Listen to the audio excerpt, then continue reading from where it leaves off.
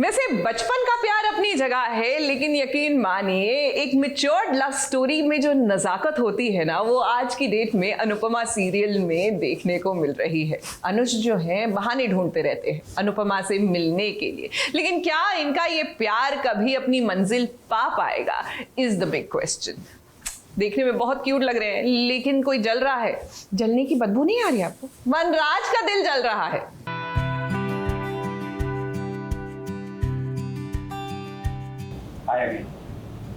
आप यहाँ कैसे? दिल किया तो आ गया।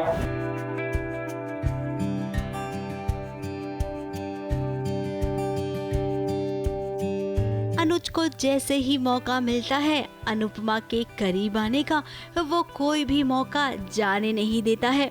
और ये देखकर सबसे ज्यादा बुरा लगता है वनराज को। वनराज के दिल में तो बारूद फूट रहा है और उस बारूद को तीली लगाने के लिए देखिए आ गई हैं राखी दवे। वनराज का दिल बारूद के ढेर पे बैठा हुआ है इसमें। और मैं तीली लगाने आई हूँ।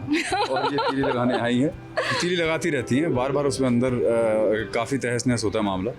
वनराज बहुत ही कंफ्यूज तो नहीं, बहुत ही कॉम्प्लेक्स्ड स्टेट ऑफ माइंड में एक्चुअली। ऊपर से एक इंसान जिससे उम्मीद बंधी थी, वो इंसान वो निकला जो अनु का बहुत पुराना प्यार निकला, और वो अनु को वन साइडेड लव करता है, ये भी उसको पता है। राखी दवे भी कोई मौका नहीं छोड़ना चाहती है। वो तो वनराज के सामने ये साबित करना चाहती है कि आग दोनों तरफ बराबर लगी है। अब अनुपमा के लिए अनुज का एक तरफा प्यार है। अनुपमा की मासूमियत, उसकी सच्चाई, ये दोनों बहुत भाती है अनुज को। जब वो अनुपमा से मिलता है, उसकी बातें सुनता है, तो वो हंस पड़ता है। उसका वक्त कैसे गुजर जाता है इसका पता ही नहीं चलता।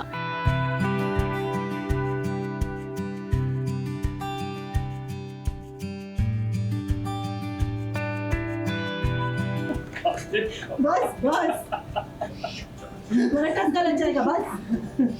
और अब खा लीजिए, अगर ठंडा हो गया तो मेरी पूरी मेहनत बेकार जाएगी। बड़ा सही है, ये तुमने बनाया? हाँ तो अब कैफे में पावर सप्लाई डाउन हो गई है, तो ऐसे में माहौल कैंडल लाइट डिनर का बन गया। अब डिनर तो नहीं, लेकिन यहाँ पर अनुपमा के हाथ के बने सैंडविच वाले ढोकले बहुत पसंद आ गए अनुज को।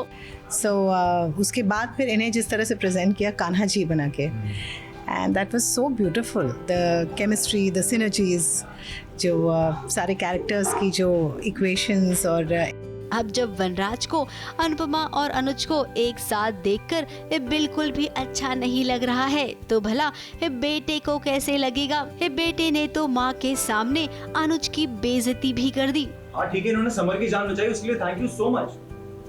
आप घर पे you most welcome, but please ऐसे हमारी हर जगह पे मत घुसे चलिए। एंड आपको भी क्या जरूरत है इनको अपने हाथ से सर्व करने की?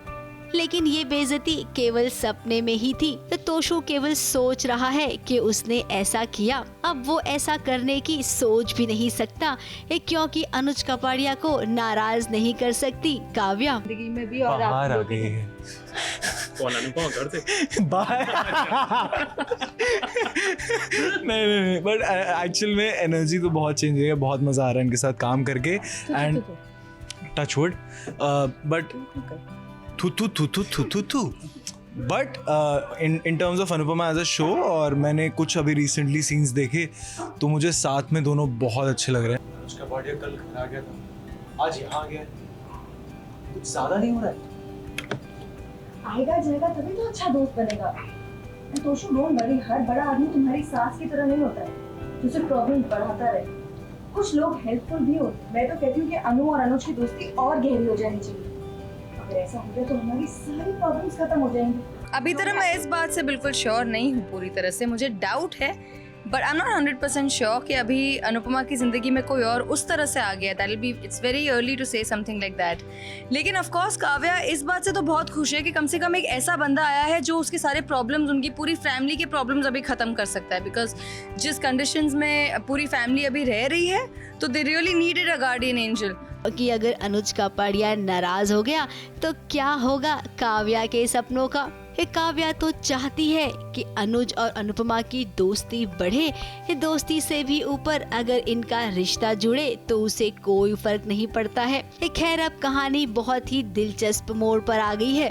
पति ने दूसरी शादी कर ली, अपनी जिंदगी में वो आगे बढ़ गया, लेकिन जब पत्नी किसी से दोस्ती का हाथ भी बढ़ाती है तो पति को क्यों तकलीफ होती है? इसका जवाब तो शायद किसी के पास नहीं होगा। मुंबई से नेहा सावंत के साथ एबीपी न्यूज रिपोर्ट।